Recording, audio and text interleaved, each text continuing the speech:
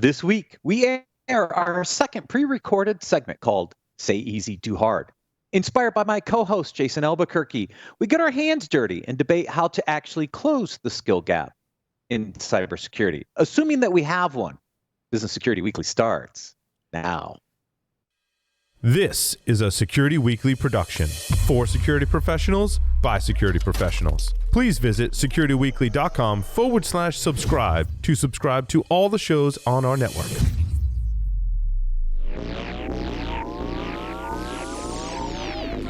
Broadcasting live from G-Unit Studios in Rhode Island, it's the show where we explore the business of security to improve the security of business. Your trusted source for actionable insights on leadership, communication, and innovation. Get ready for Business Security Weekly.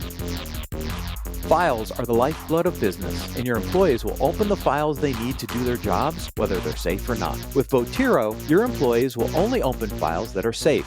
Votiro applies zero trust principles to files and sanitizes every incoming file for your organization. Known and unknown threats are removed instantly, and the file retains full functionality, so your business is safe and productivity never slows down. And it's not just for email. The Votiro Cloud API works on web downloads, file uploads, cloud apps, FTP, and content collaboration portals. Learn more at securityweekly.com/Votiro. According to the 2022 Data Breach Investigations Report, the human remains the #1 driver of breaches today, demonstrating that cybersecurity is no longer just a technical challenge, but a human one as well. But how do you manage the human risks of cybersecurity? It starts with measurement. Only by effectively quantifying human risk can organizations engage employees with relevant activities to truly change human behavior. That's human risk management. Map key human behaviors to the business risks that matter most to your organization for free by visiting securityweekly.com/living security. Welcome to Business Security Weekly. This is episode number 303, recorded April 17th, 2023, but will air on April 24th, 2023. I am your host, Matt Alderman.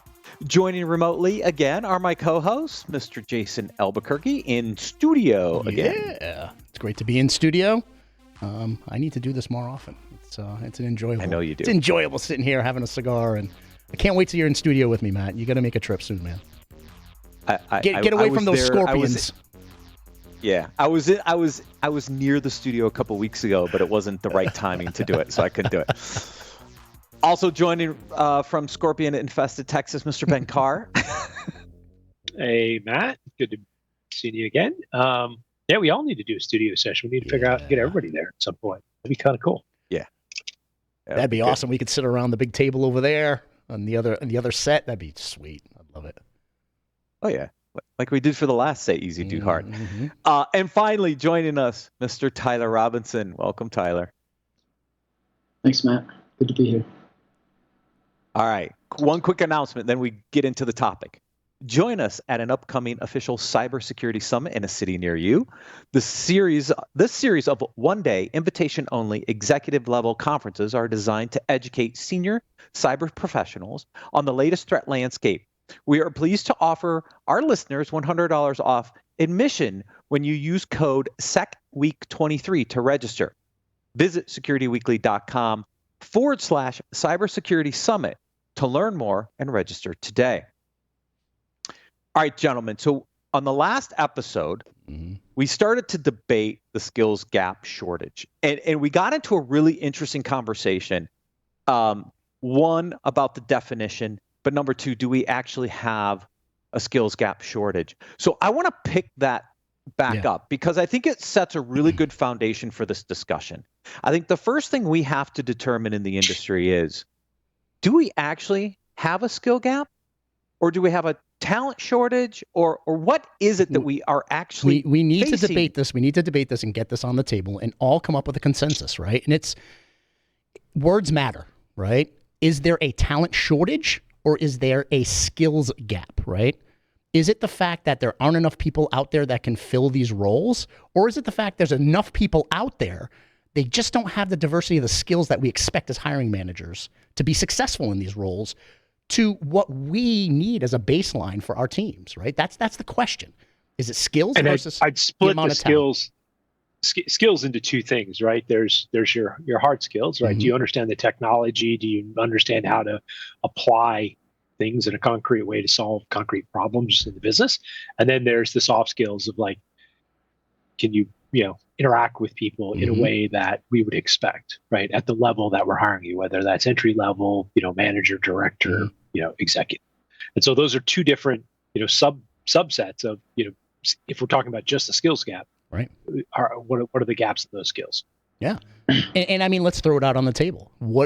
As hiring managers, what are our expectations for candidates, right? We talked about it in the last segment. We're lucky to get one successful candidate after interviewing maybe 10, 15, 20 people. We're lucky to get one that fits that bill, that diversity of skills that we're looking for. From my perspective, I say it all the time. It's about the attitude and the aptitude. We can train deeper technical skills later, right? And it depends on the role, but I look at communication, discipline, accountability, analytical thinking, right? Attention to detail, that drive to continuously learn, and then technical proficiency. Honestly, like that's, if you have the aptitude, I'll get you into courses. I'll get you mentorship. I'll have you skilled up. But the hardest piece for me is getting folks who can communicate to my executives, to my user base, to my clients. That's important. For me, that's baseline skills. That's table stakes. We need to be able to communicate. We need to be able to build trust, right? If the organization or our clients don't trust us, we're not going to make any headway. We're not going to be able to influence.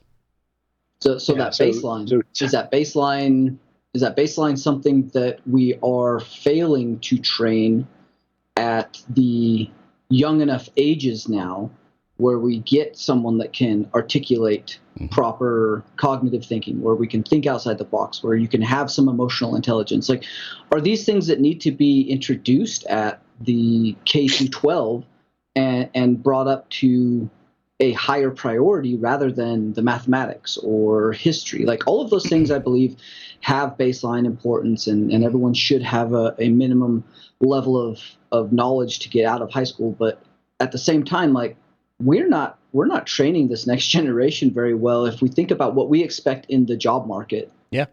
From Tyler, let me hear me still? Yeah. Oh, yeah. There we go. Let me give you a concrete example. I'm going to use me. In high school, I could not stand in front of the class and be able to do any kind of public speaking without saying 500 ums. I was so nervous. Like, I did not understand public speaking in high school. So you asked the question, should it be taught earlier? Absolutely. But it can also be learned, right? And so I guess the question becomes, what baseline of communication skills, Jason, are you looking for as a starting point? Because in our industry, there's lots of different job requirements. There's lots of different positions that you could put somebody in. Not all of them need a certain level of communication skills. You say it's table stakes, but I could put somebody in the SOC and shove pizzas under a door potentially and get away with it. But maybe you don't want to. But I'm like, what is that kind of minimum can you, set? though? Because that analyst needs to communicate with folks, right? If a client is calling into the SOC and they're looking for advice, they're looking for help, they're looking for someone to come in and save the day when there's a problem. If they can't effectively communicate back to that client, the trust level is diminished, right? If a customer, but Jason, that person on the SOC, right? Like, who they're communicating to is typically going to be communicating to them in a technical nature, right?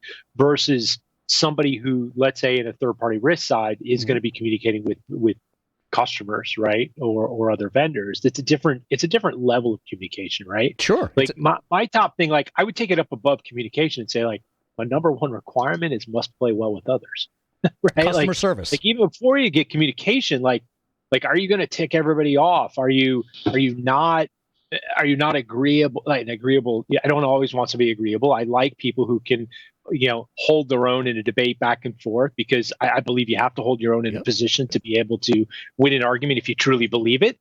But at the same time, you've got to know when to give a little to get a little. You've got to know when to have those personality skills come into play, right? And that kind of builds the foundation for then having effective communication for the role you're in. So when I started out early in my career, I was a sales engineer, right? And there were people typically refer to that as an SE role. Mm-hmm. And I actually saw two different kinds of SEs: systems engineers and sales engineers. Systems engineers, uber technical, but you might probably not want to put them in front of a customer, right? They could solve a problem. They were on the back end. They could do stuff. And a sales engineer who was on the front end, who you'd put in front of a customer, understood the technical and might eventually have to escalate to a systems engineer, but understood the soft skills about relating and communicating.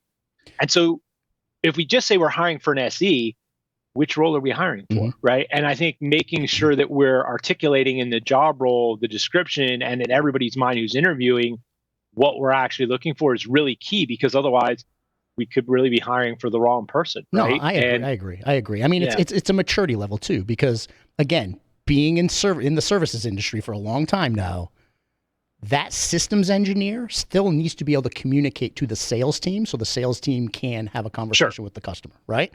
There's still a level of communication that needs to happen. It may be leaning harder to the technical side, but if that systems engineer cannot articulate to a salesperson how to go in there and show how we're different than everybody else and how we're going to architect a solution, we fail, right? So there's still that level. And I think that base level is still missing, right? Like I think we're still seeing gaps across the board in that, like before we ever get to the evolved part, right?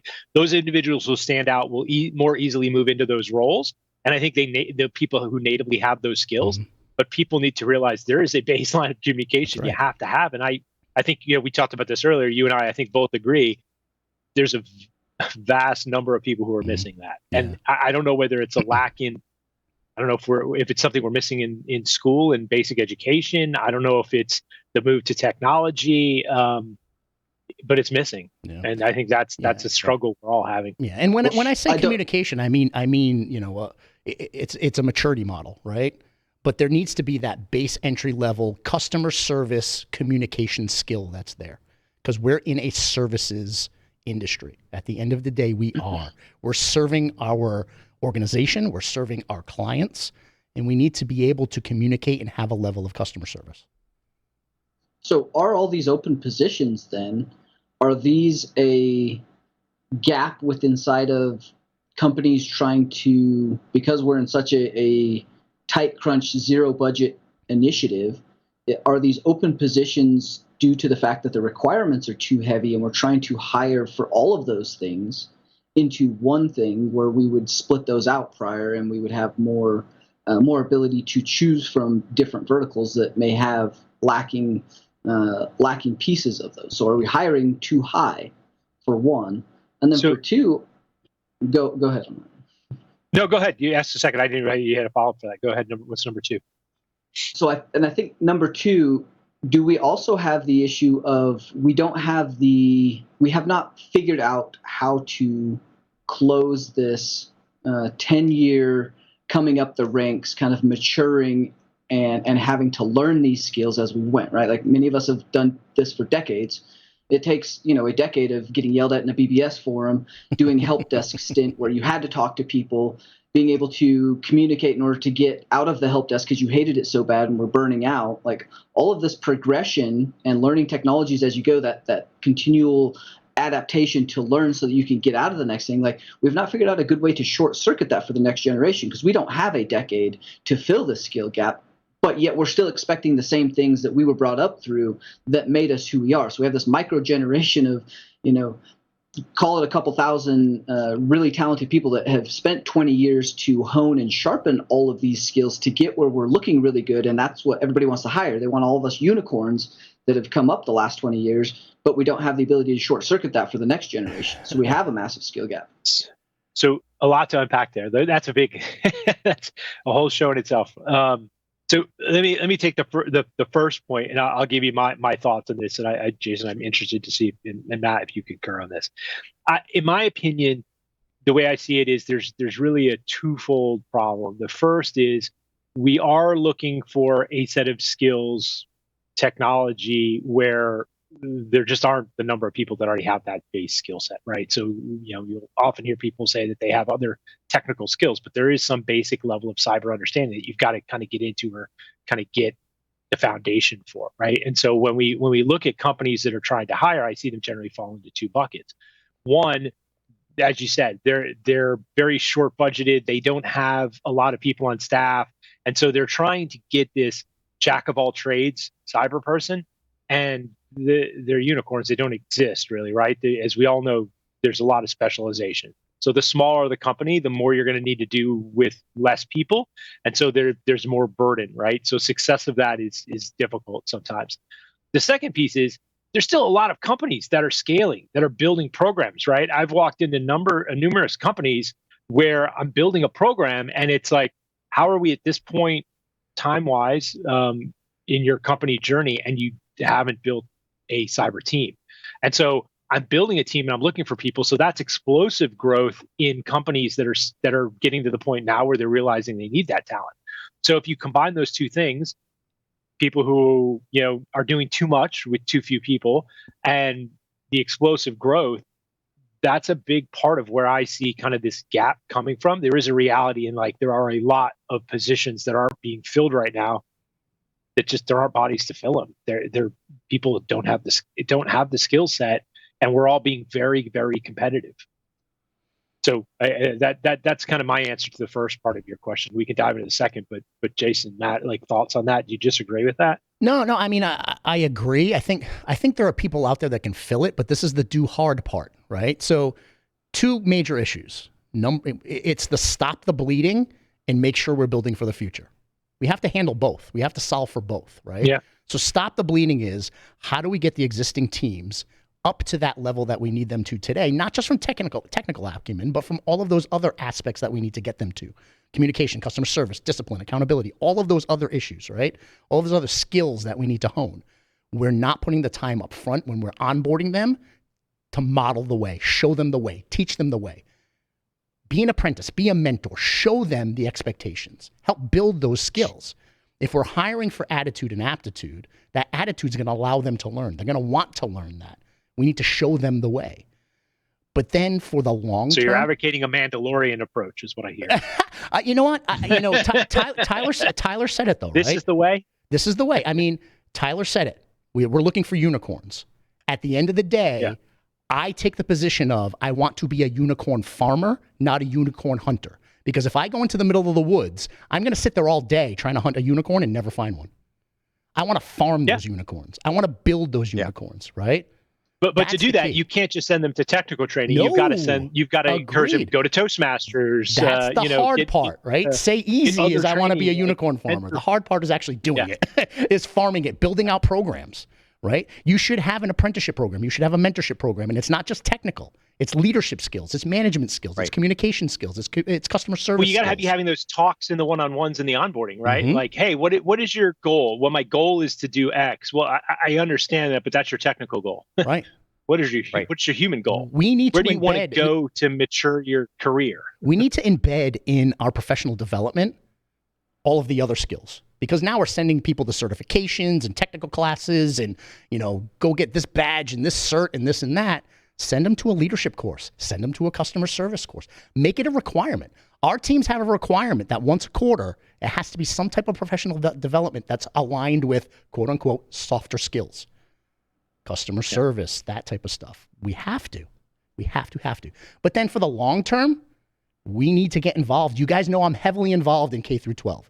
I work with Rhode Island Department of Education all the time. I work with the CTE programs, right? Because I realized really quickly that I just don't need folks who went to a university and graduated university. I want someone with the attitude and aptitude when they get out of 12th grade and they're workforce ready, they can come work for me. I want to empower that, make that happen. I was not built for college out of high school. That's why I went to the Marine Corps. Thank God they gave me those skills. Both sides of the aisle, how to communicate effectively, being service-oriented, and I got the technical skills from it. And I got leadership skills from it.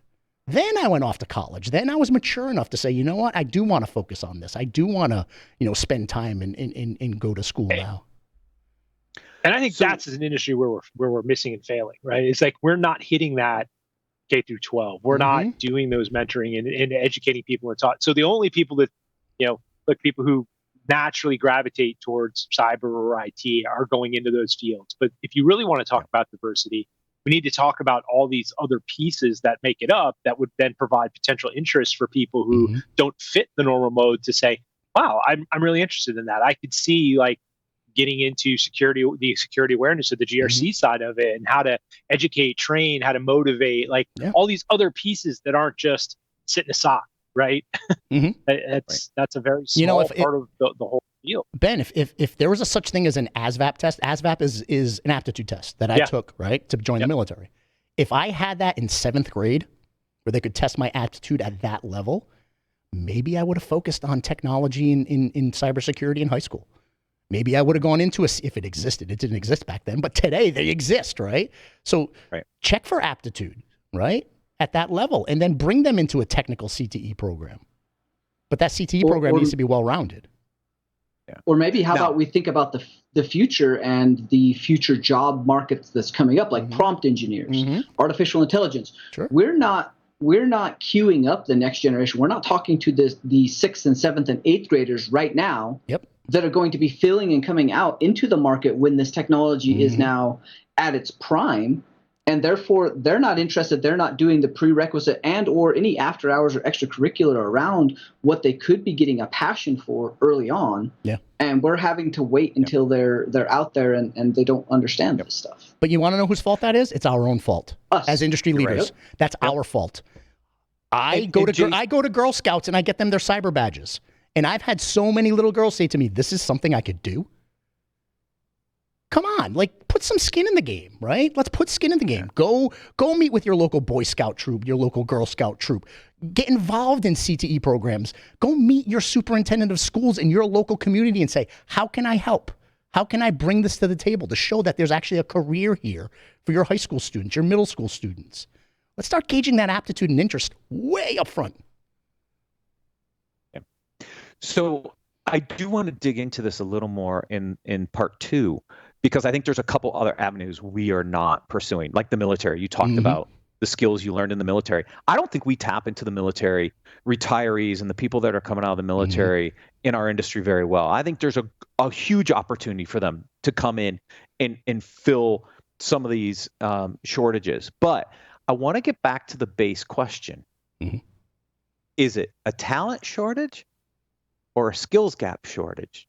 Because I think what I heard, it's a skills gap shortage, which is the way ISC Square kind of talks about it, but I want to make sure we're all on the same page. I think there are plenty of folks out there with attitude and aptitude that we can tap into, that we need to give them the skills to be successful.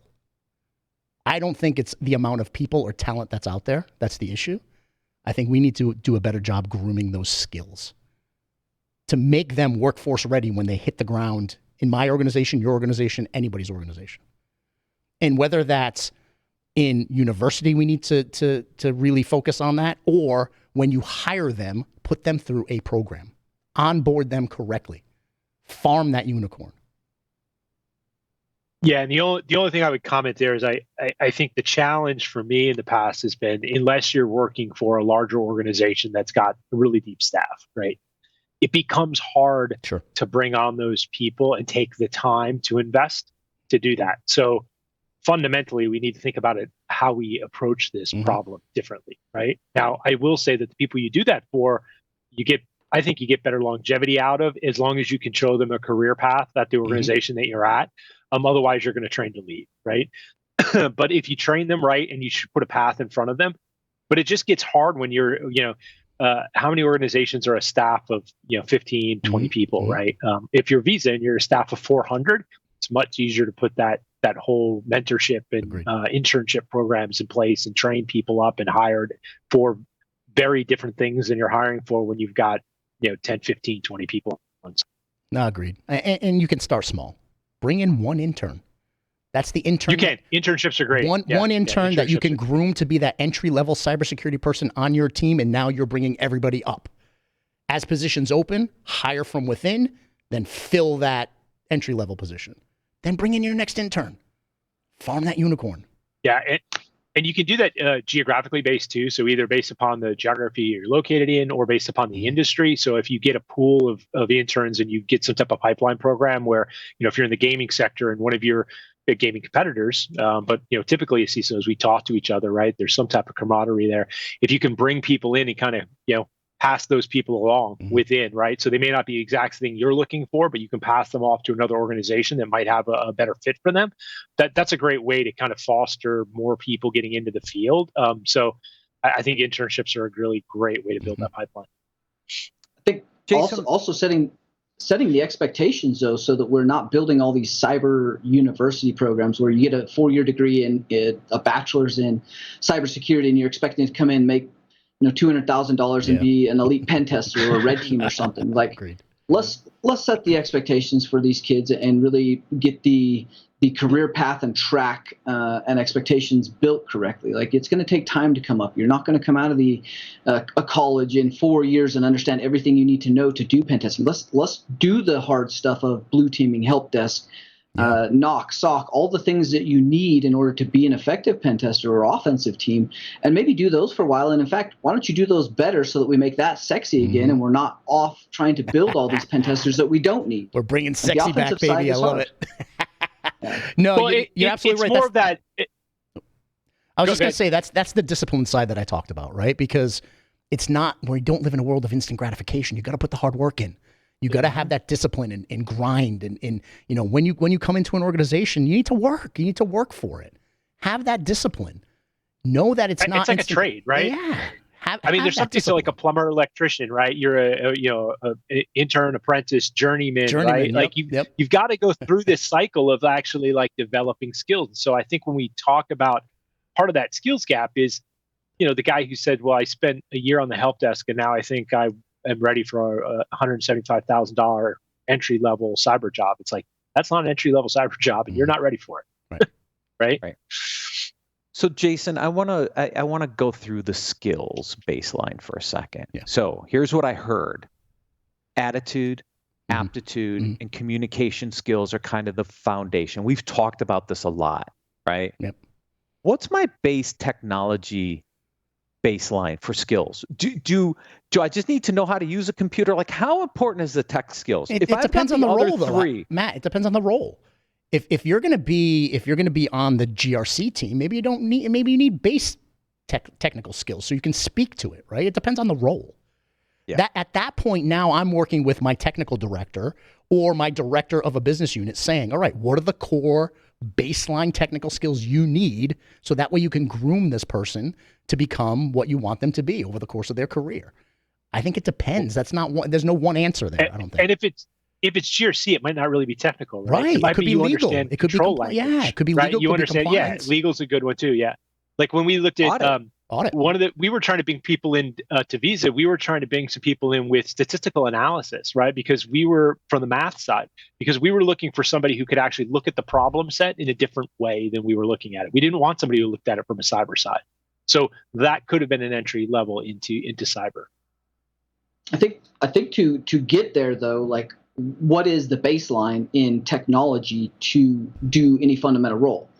We really do have to go back to, like, you need to understand what the technology underneath is. You don't have to get all the way down to like bits and bytes popping off a stack, assembly, like all of that stuff. You really need to understand how networks work, though. Like, if you don't have an understanding of how networks work, you don't understand how things connect, you don't understand the vulnerability and the risk. So anything in security equates to risk. So in order to understand risk, you really have to understand what the fundamental core technologies are. If you're working on web apps, you need to understand SaaS, communications, APIs, the web applications themselves, some of the programming languages. You don't have to be proficient to write the programming language. Just understand how the programming language interacts with the hardware, hypervisor, the software, the API. So you can get a grasp of what the actual risks are. I think that is one of the things that people don't get as they're newly coming into this and they feel like they should be able to do this because they did 4 years at a college, right? Is you have to understand how these things work, but you also have had to have done some of them to fundamentally know where the problems are, how the interactions have happened, and how the integrations are connecting, so that the risk and the full picture, if you're just looking at a small sector, that doesn't count. If you get the full picture and you understand some business aptitude on top of that, now you're starting to become a little bit more valuable. Now you can make informed decisions. Now you can get an idea of what the risk is to the business. But without understanding how all of this stuff works together and operates, even at a foundational level, you have no aptitude in order to communicate risk because you don't know what actual risk is. You're kind of a sideline quarterbacking at that point, and that doesn't make you very effective in security.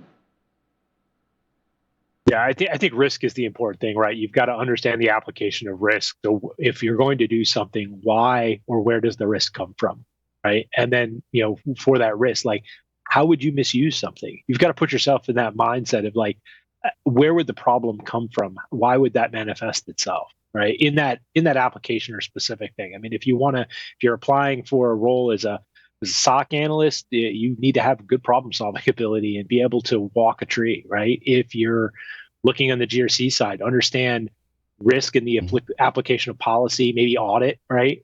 Coming from audit, it's having some base understanding of the dimension in cyber that you're looking to enter into. Yeah, the domain. Yep. I remember when I graduated college, I went straight into nuclear power. I'd already been interning there, but a lot of my friends went into the Arthur Andersons, the KPMGs, et cetera. They went to be auditors, right? Because that was the skill set they were hiring at the time. Everybody was out doing, financial audits, and there was a big four, big five conglomerate of places they were always pulling in college graduates, right?